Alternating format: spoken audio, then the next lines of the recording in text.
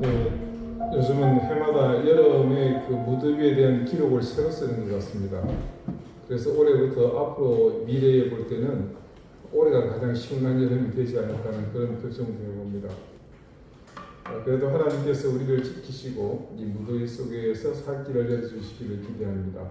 오늘도 이 무더위를 날려버릴 은혜를 기대하면서 다 함께 자리에서 일어나셔서 8월 둘째 주일에 함께 드리겠습니다.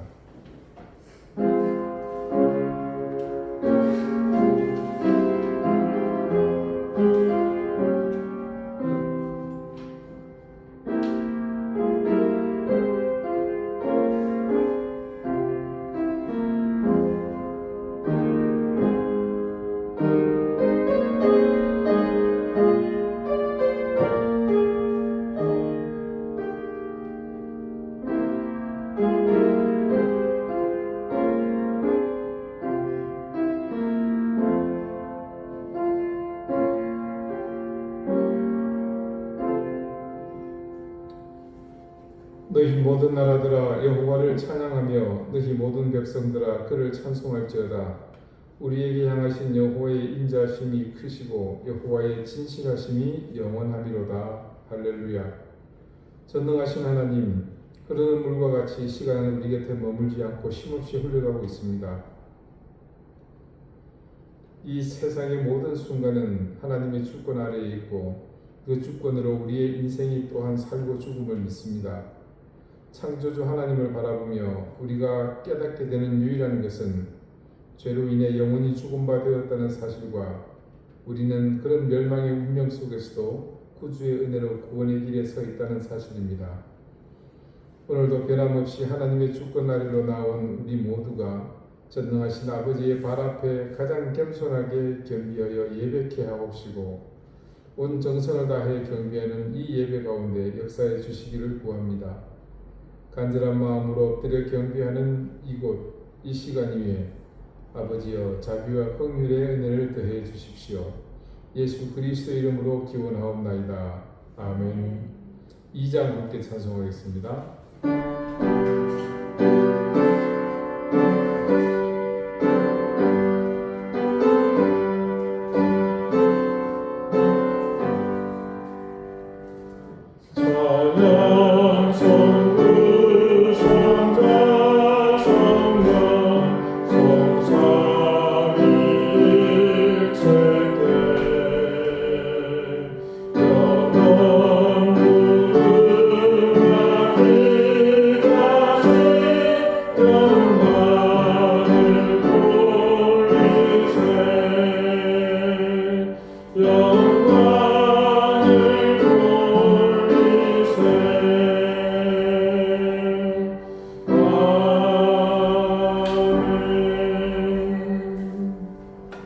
이제 다 함께 참여의 기도를 드리겠습니다. 우리의 모든 허물을 아시는 하나님, 우리의 유한함과 불의함을 부인하며 우리는 영혼을 사는 존재처럼 살았습니다. 당장 내일이 인생의 끝이 될 수도 있다는 사실을 깨닫지 못하고 그래서 영욕의 삶을 마땅한 듯 살았습니다. 그래서 정말 하나님의 말씀 속에 우리를 향해 부르짖는 참다운 진리와 가치를 가벼이 여기며 내 배를 채우고 내 욕망을 성취하는 일에 혈안이었습니다. 우리 속에 생명이 있음을 사랑의 모습으로 나타나야 함을 깨닫지 못해 우리는 그냥 멸망의 자녀, 꼭 그 모습으로만 살았습니다. 주님, 우리의 이 무지함을 깨우쳐 주시고 하나님의 말씀 앞에서 온전히 서게 해 주십시오. 인생이 유한하지 않으며 우리가 불완전함을 그리고 무엇보다 죄인임을 뼈저리게 깨닫게 하셔서 오만하고 교만하기 이를 데 없는 우리의 목을 꺾어주시고 아버지 앞에 무릎을 꿇게 해 주십시오. 이제는 하나님과 나만이 아는 은밀한 죄를 생각하며 계속해서 침묵 가운데 참여의 기도를 드립니다.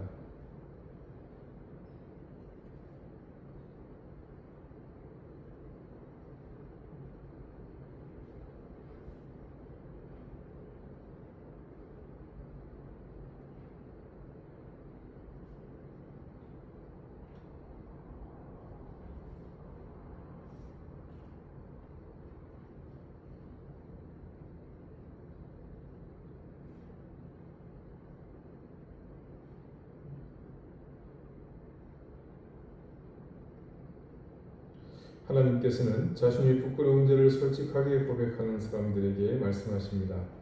주와 같은 신이 어디 있으리이까? 주께서는 죄악과 그 기업에 남은 자의 허물을 사유하시며 인애를 기뻐하심으로 진노를 오래 품지 아니하시나이다. 아멘. 이제는 사도신경으로 우리의 신앙을 고백하오니 나는 전능하신 아버지 하나님 천지의 창조주를 믿습니다. 나는 그의 유일하신 아들 우리 주 예수 그리스도를 믿습니다. 그는 성령으로 잉태되어 동정녀 마리아에게서 나시고 본디오 빌라도에게 고난을 받아 십자가에 못 박혀 죽으시고 장사된 지 사흘 만에 죽은 자 가운데서 다시 살아나셨으며 하늘에 오르시어 전능하신 아버지 하나님 우편에 앉아 계시다가 거기로부터 살아있는 자와 죽은 자를 심판하러 오십니다. 나는 성령을 믿으며 거룩한 공교회와 성도의 교제와 죄를 용서받는 것과 몸의 부활과 영생을 믿습니다. 아멘. 자리에 앉으시기 바랍니다. 이제 다 함께 성신을 교독하겠습니다. 성신의 교독문 24번 시편 46편입니다.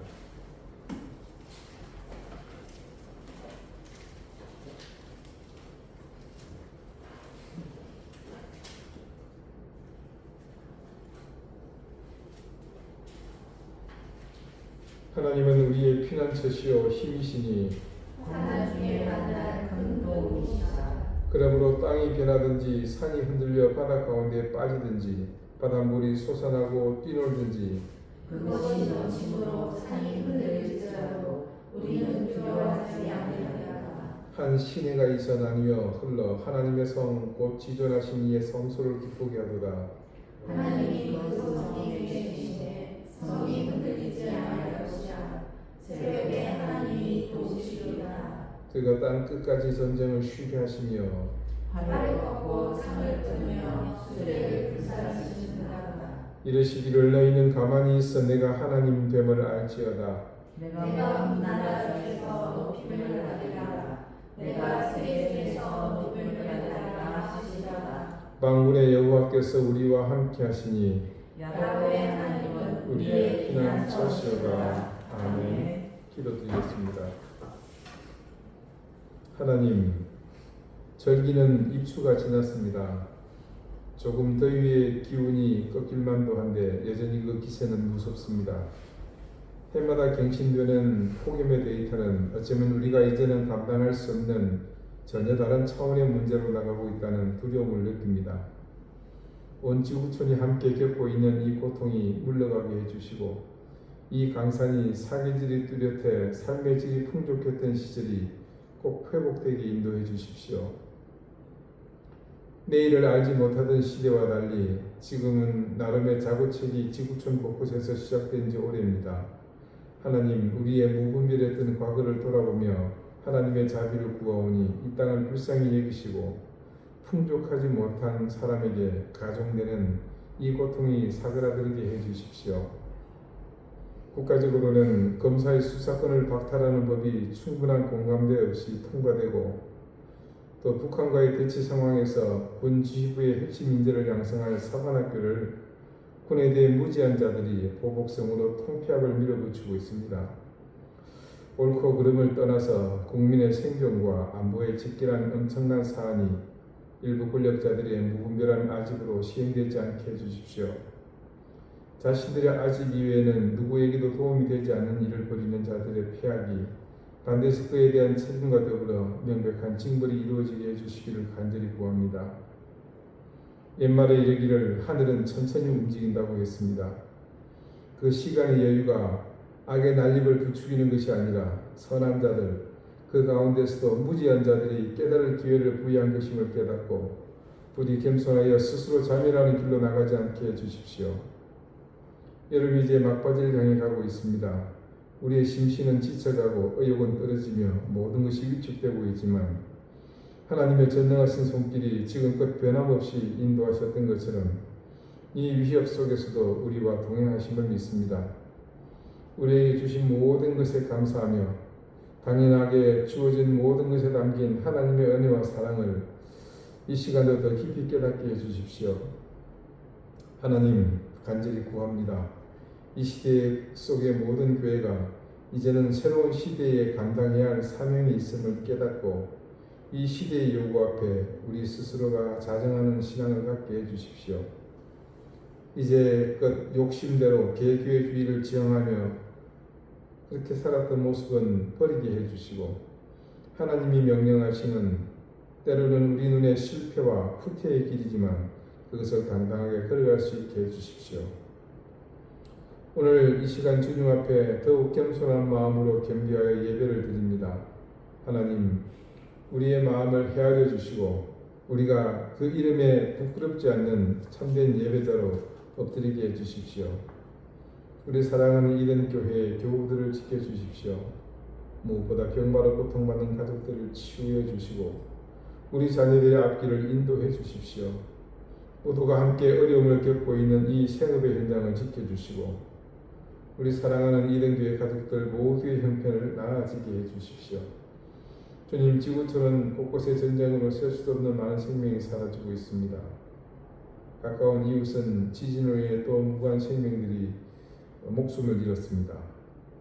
하나님, 속히 평화로 이어지게 도와주시고 이 모든 분쟁과 위협과 재해의 소식들 속에서도 하나님의 평화와 은총이 늘 함께하게 도와주십시오.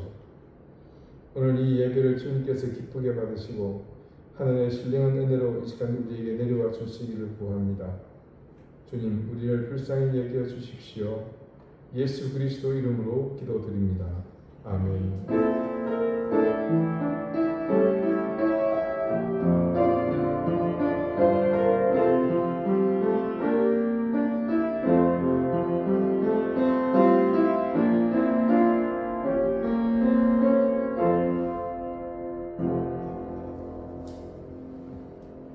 48장 함께 찬송하겠습니다.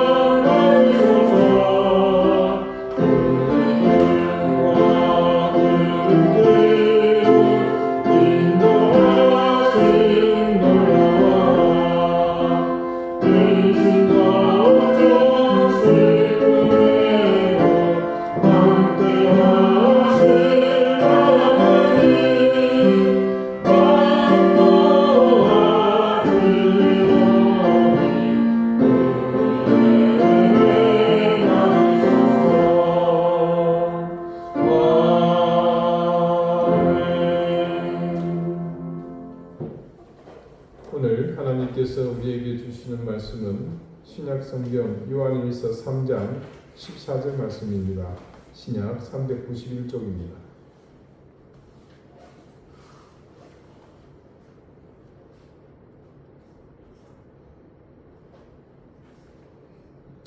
요한일서 3장 14절 말씀을 제가 읽겠습니다. 이제 같이 이 자리에서 일어나 하나님의 말씀을 경청하십시오.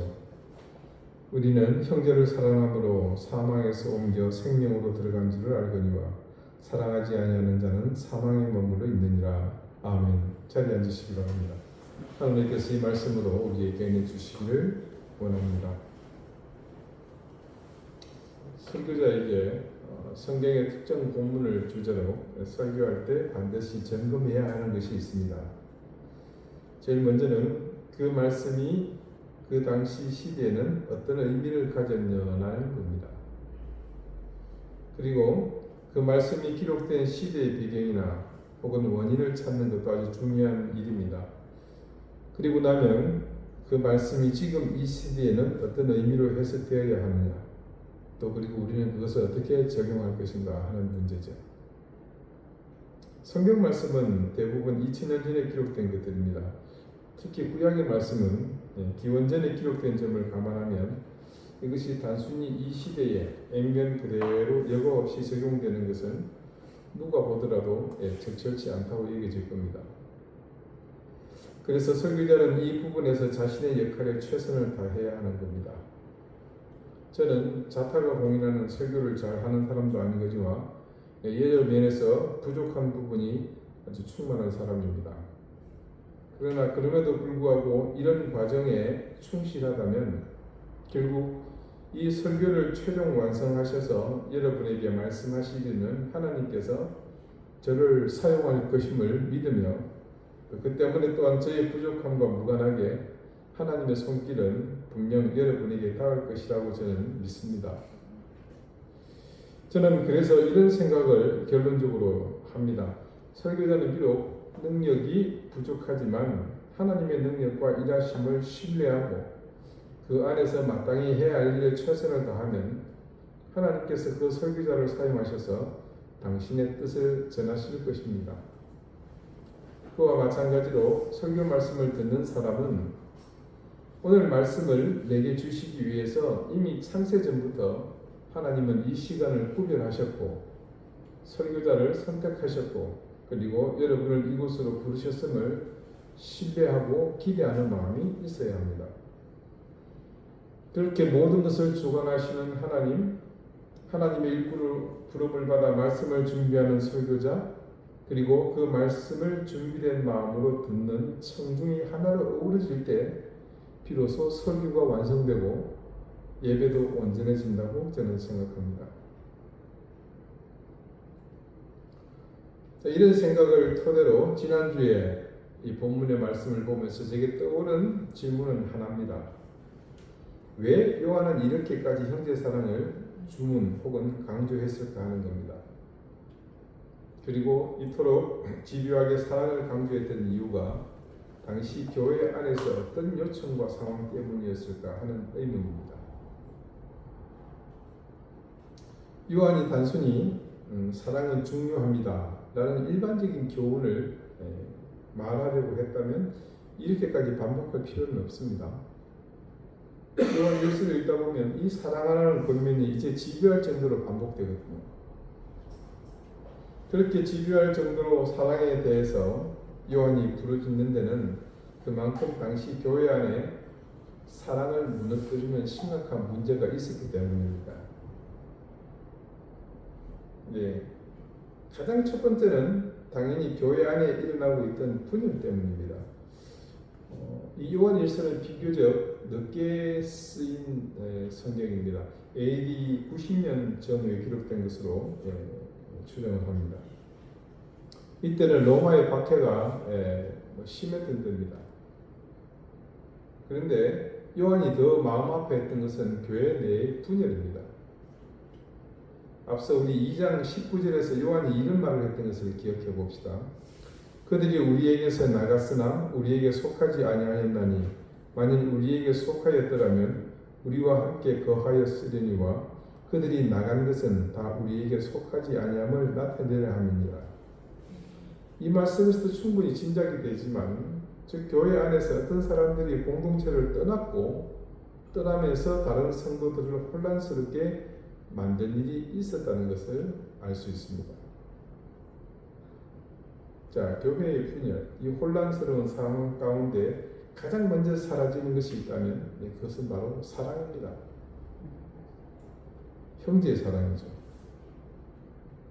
신학적 논쟁이 생기게 되면요, 그때부터는 상대를 형제가 아니라 적으로 보기 시작합니다. 신학적 논쟁이라 그러니까 거창한 걸로 들리시겠지만 딴 게 아니고요, 논리적 충돌 이런 거 아닙니다. 우리가 흔히 아는 그런 것들인데 익숙한 거예요. 교회에서 생기는 분열을 말합니다. 그런데 이 분열이 단지 형제간 혹은 같은 교인끼리의 갈등이라는 주제로 이 시각이 좁혀지다 보니까요, 실제로 그게 얼마나 큰 손실이고 또한 신앙적 실패를 불러오는지 사람들은 잘 인지하지 못합니다. 제가 예를 드리겠습니다. 굉장히 어리석은 질문인데요, 제가 하나 던져보죠. 여러분, 교회 주인이 누굽니까? 네. 근데 이상하게도요, 교회 분열이 시작되면 이런 질문도 사라지거니와 이런 질문에 대한 대답도 즉시 나오지 않습니다. 어처구니 없게도 분열이 시작되면요, 그 순간부터 교회의 주인이 바뀌는 일이 일어납니다. 아니, 그게 어떻게 가능한가 싶으시다가도 그럴 수 있겠구나라는 생각이 금방 드시죠. 분열과 동시에 모든 가치의 기준이 바뀌거든요. 평가의 기준도 바뀝니다. 그때의 기준은 단 하나죠. 내 편이냐, 다른 편이냐. 이게 전부입니다. 분열이 심화되다 보면 그때는 진리고 나발이고 다 필요 없어요. 오로지 내 편만 눈에 보이고 내 편의 목소리만 내 귀에 들리고 내 편의 주장만 절대 진리로 남습니다. 조금 더 심하게 표현하자면요, 예수님이 오셔도 잠깐 비켜보세요. 예수님이 싸우지 말아라, 네가 틀렸다 말해도 그게 먹힐까 하는 생각조차 들 때가 있더라고요. 성경 말씀이 과연 이들에게 어떤 진리의 말씀이 되기는 할까? 아니, 심지어 그 말씀을 아예 무시하고 말씀에서 금지하는 일들을 앞다투어 실행하는 일까지 심지어 서슴없이 자행합니다. 요거는 성경을 안 봐서 그러니까 조금 이해를 해요. 수군이 없게도 이제 그런 분열 속에서 그들의 교회에서는 자연스럽게 가치의 순위가 바뀝니다. 말씀과 기도, 예배와 찬송의 모든 방향이 진리가 아닌 자신들의 이해관계로 왜곡되게 됩니다. 그러다 보니까 하나님의 역할, 하나님의 자리는 자연 축소되고 인간의 목소리가 커지죠. 인간의 자리가 여기저기 펼쳐집니다. 이런 일이 얼마나 잘못된 것인지 우리는 잘 알고 있지 않습니까? 불완전하고 유한한 인간이 자신의 목소리를 절대화할 때 그 끝이 어디로 이르는지 우리는 수없이 보아왔습니다. 인간의 악함이 지배하는 곳에는 결국 파괴와 죽음의 열매가 맺힐 뿐입니다. 그런 인간들의 목소리가 지배하는 곳, 그곳은 절대 교회가 될 수 없습니다. 서로를 비방하고 정죄하느라 결국 자신들을 그 자리에 있게 만들어준 예수님의 십자가 희생까지 무가치하게 만듭니다. 단 한 발로 물러서지 않으려는 사람들에게서 무슨 십자가의 희생을 우러날 수 있겠습니까? 그러니 그 가운데 십자가의 희생으로 드러난 거룩한 사랑은 가장 무의미한 가치가 되고 맙니다. 제가 몇몇 교회를 거쳐오면서 이런 모습을 너무 생생하게 보았습니다. 오로지 저주와 증오, 그래서 순식간에 사랑이 사라지는 모습을 나무라도 또다시 경험했거든요. 그래서 요한은 계속 사랑을 말합니다. 예수님의 제자라면 사랑을 말하지 않을 수 없기 때문입니다. 이것은 요한에게 있어서 선택의 문제가 아니라 예수님을 따르는 사람에게 너무나 당연한 결과입니다.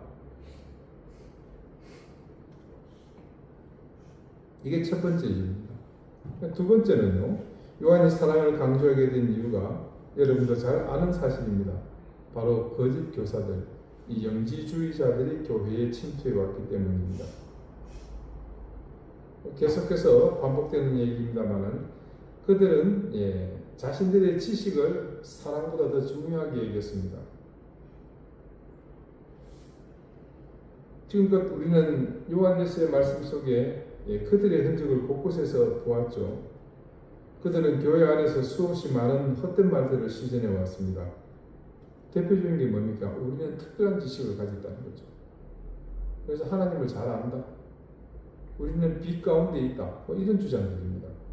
처음에 이런 주장을 들었을 때는 그래도 이들에게 뭔가 특별한 것이 있겠구나 생각할 수 있습니다.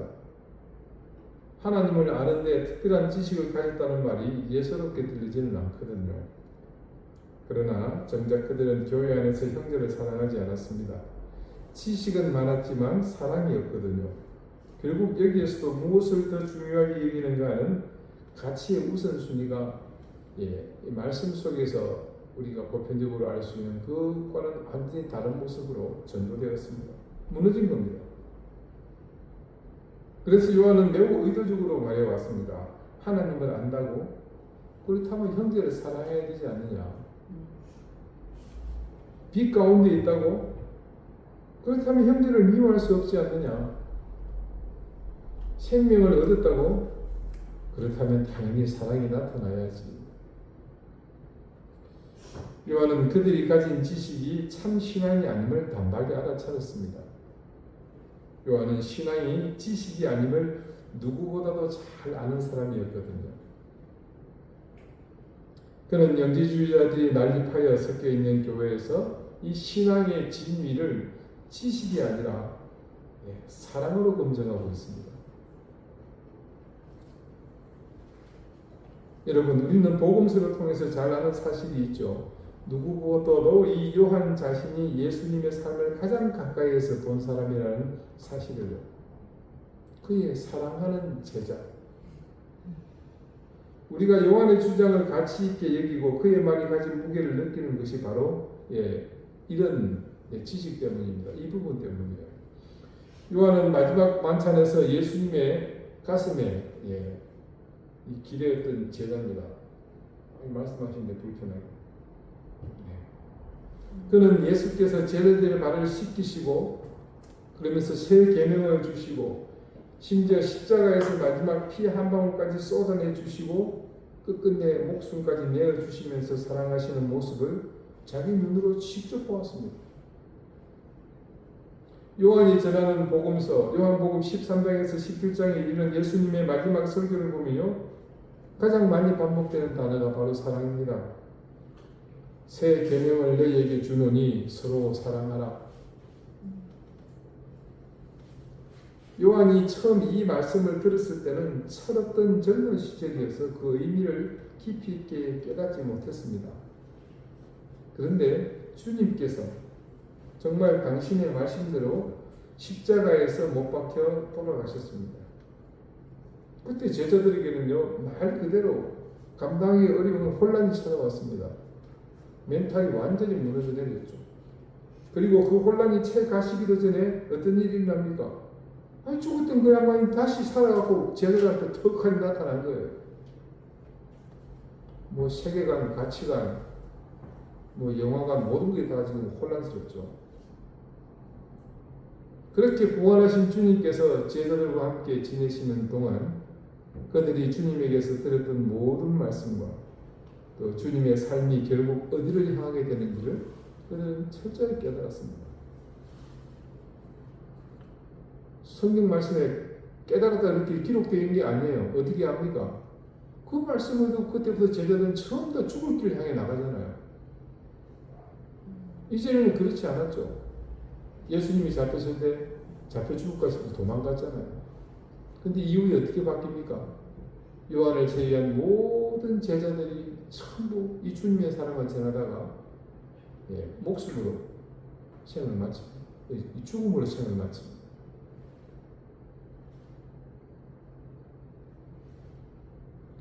주님께서 마지막 제자들에게 전하신 말씀, 그것은 주님께서 돌아가시기 전까지 말씀으로 그리고 자신의 몸으로 직접 보여주신 그 사랑을 실천하시는 과정이었습니다.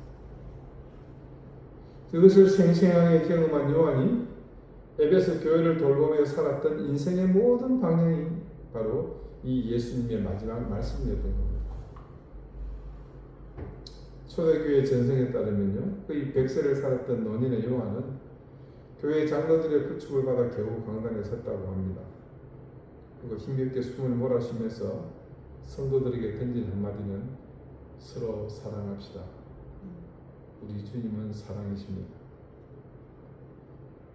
노고의 사도가 숨이 턱까지 차오르면서 미사 여부를 생각하고 던진 한마디 서로 사랑하라는 이 한마디를 매일 예배 때마다 반복했다고 합니다. 그때 누군가 물었대요. 선생님, 왜 그것만 말씀하십니까? 그 질문의 요한은요, 주님의 계명이기 때문이에요. 우리는 이것만 행해도 충분합니다라고 대답했다고 합니다. 이 감동적인 이야기를 문자 그대로 기록한 것은 없습니다. 그냥 전성으로 전해줄 뿐이에요. 그런데 역사적으로 확인하기 어려운 부분은 있지만 사도 요한의 신앙과 그의 삶을 통해 볼 때 매우 합당한 합리적인 추론이 가능한 이야기입니다. 근데요, 우리가 요한일서 3장에 들어서면서 또 한 가지 더 확인해야 될 것이 있죠. 사도 요한이 요한일서 3장에서 왜 사랑을 생명과 연결했는가 하는 또한 의문입니다. 앞서 보았지만 이 시점에 와서 요한은 창세기 4장에 가인과 아벨을 등장시킵니다. 요한이 그렇게 등장시키게 된 이유는 단순합니다. 가인은 형제를 미워했고 그래서 결국 그 미움의 대상인 형제 아벨을 죽였습니다.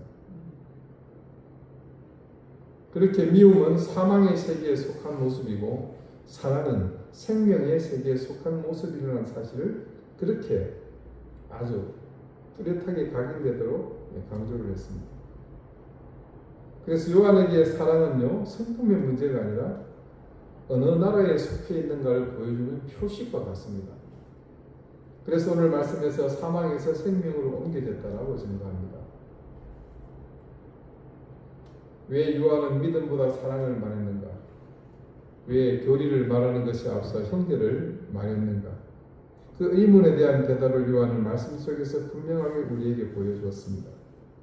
그것은 생명, 곧 예수 그리스도를 구주로 영접해서 그 속에 하늘의 영원한 생명이 있는 공동체, 즉 우리의 교회는 반드시 사랑으로 드러나야 한다는 것을 말씀하시기 위한 것이었습니다.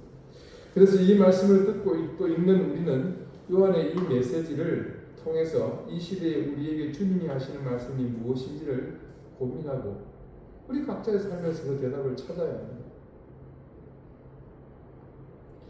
요한일서 3장 14절은요, 단순히 사랑해야 합니다를 고민하는 말씀이 아니라 생명과 죽음의 경계가 무엇으로 드러나는 것을 선포하는 데 매우 중요한 부분입니다. 다시 볼까요? 우리는 형제를 사랑함으로 사망에서 옮겨 생명으로 들어간 줄을 알거니와. 지금 이 사람 어디에 있습니까? 생명에 들어갔죠. 그 다음에 봅시다. 사랑하지 아니하는 자는 사망에 머물렀느니라. 이분은 어디 계십니까 지금? 사망에 계셔요. 여러분, 우리는 사랑이 구원의 조건이 아니라 생명을 얻은 사람에게 나타나는 증거가 사랑이라는 것을 우리 지난 말씀에서 깨달았지 않습니까? 그런 이유로 요한은요, 믿음의 진리를 추상적인 고백이 아니라 삶의 열매에서 확인하고 있습니다.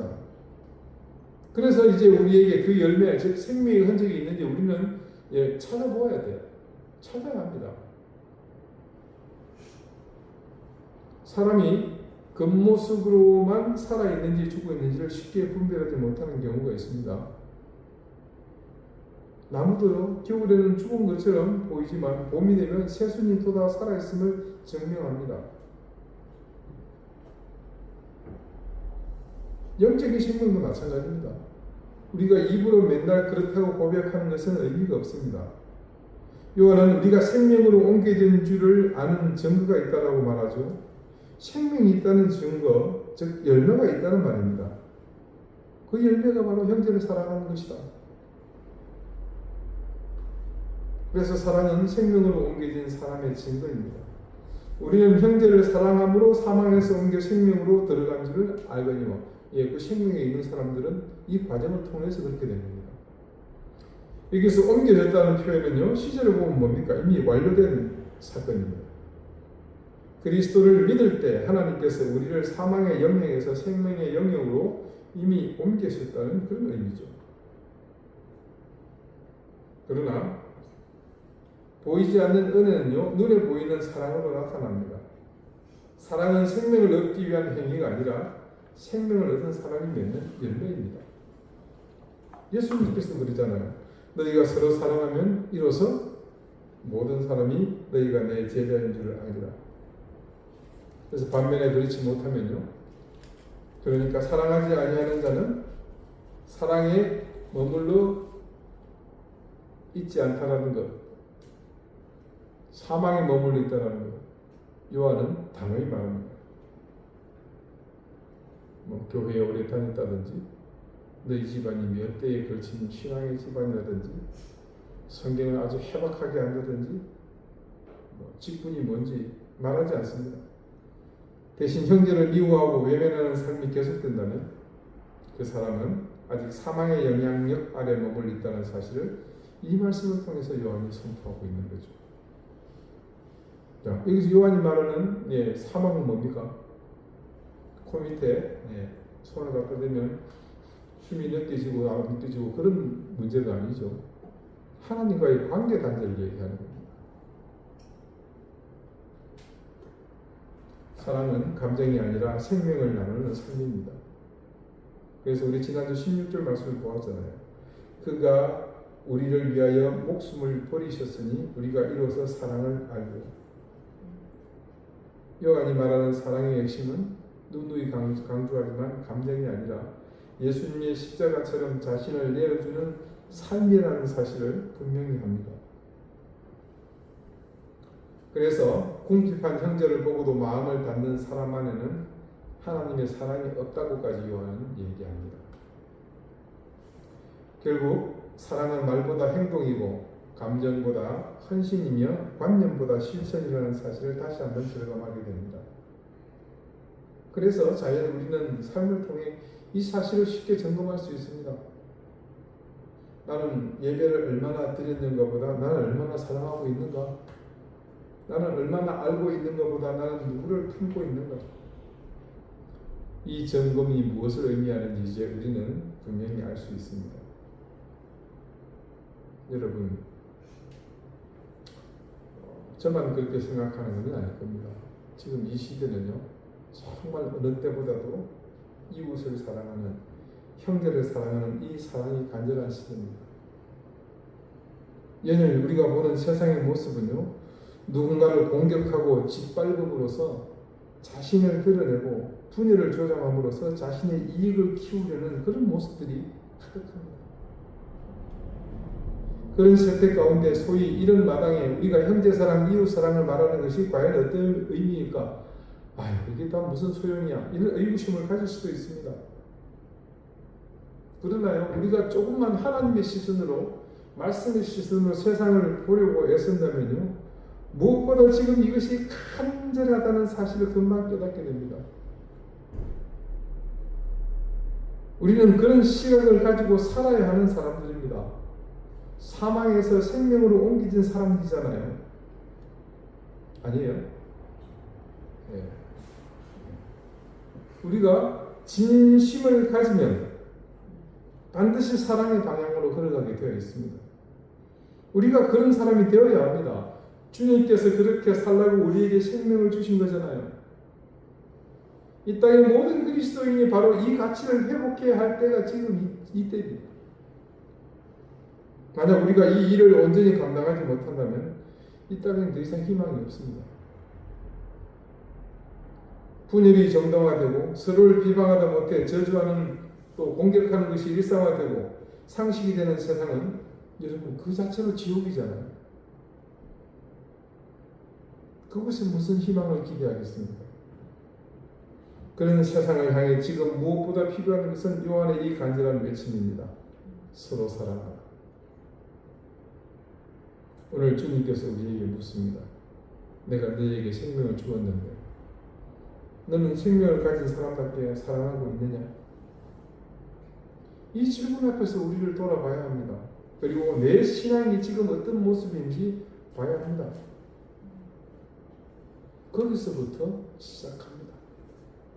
그리고 그리스도께서 우리를 사랑하신 것처럼 형제를 사랑하는 삶으로 그렇게 나아가는 겁니다.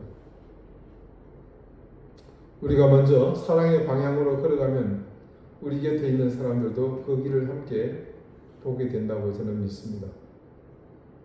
모든 그리스도인이 다시 이 사실을 깨닫는다면 본의를 향해 달려가는 이 세상의 흐름 앞에 교회가 다른 길을 보여줄 수 있습니다. 세상을 향해 우리가 보여줄 수 있는 가장 분명한 증거는 더 큰 목소리가 아니라 서로 사랑하는 삶입니다. 이제 더 이상 여러분 사망에 머물지 말고 생명으로 그 방향으로 걸어갑시다. 그리고 그 생명이 사랑으로 우리의 삶을 통해 드러나게 합시다. 기도드리시겠습니다. 하나님, 형제를 사랑하는 것, 이웃을 사랑하는 것, 마땅한 우리의 삶이라는 생각은 늘 우리를 지배했지만 실제로 그 삶이 우리를 이끌지 못했습니다. 그런 지식보다 삶을 돌아보게 하시고 입술의 고백보다 마음을 살피게 해주십시오. 우리가 사망에 머물러 있지 않고 생명의 방향으로 걸어가게 하시며 그 생명이 우리의 사랑으로 드러나게 해주십시오. 미워했던 사람을 다시 바라볼 수 있는 마음을 주시고 닫아버린 마음의 문을 열게 하시며 나를 내어주신 예수님의 사랑을 기억하게 해주십시오. 우리가 먼저 사랑하게 하시고 우리가 먼저 손을 내밀게 하시고 우리가 먼저 생명의 길을 걷게 하셔서 우리의 가정과 교회와 이웃 가운데 사망이 아니라 생명의 흔적이 나타나게 해주십시오. 예수 그리스도 이름으로 기도드립니다. 아멘. 220장 함께 찬송하겠습니다.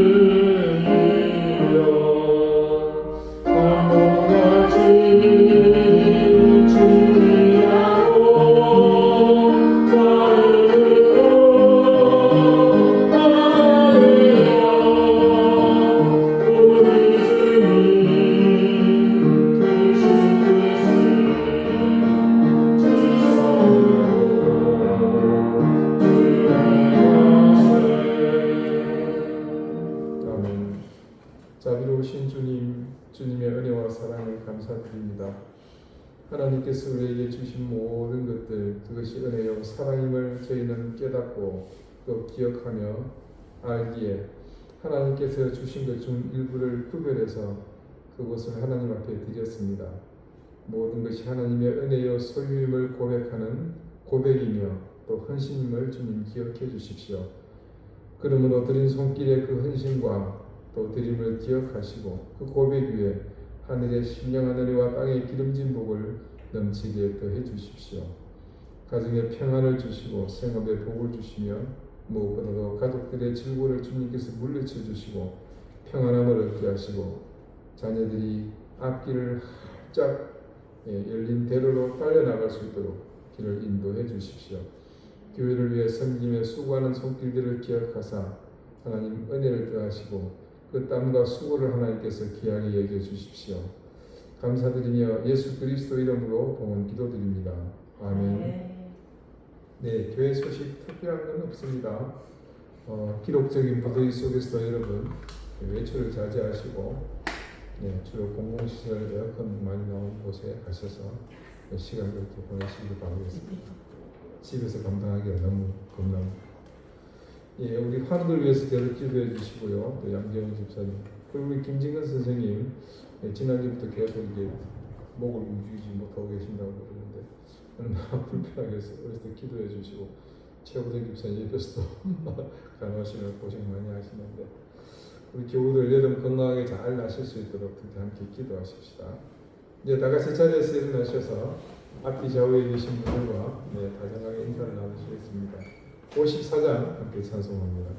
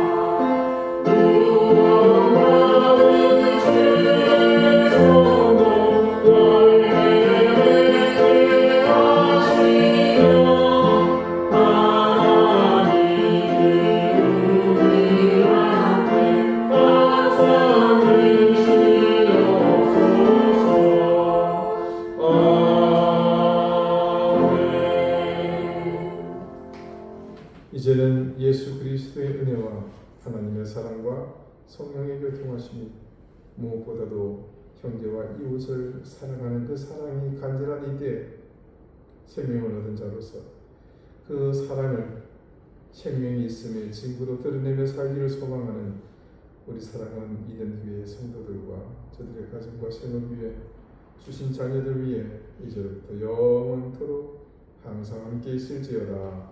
아멘.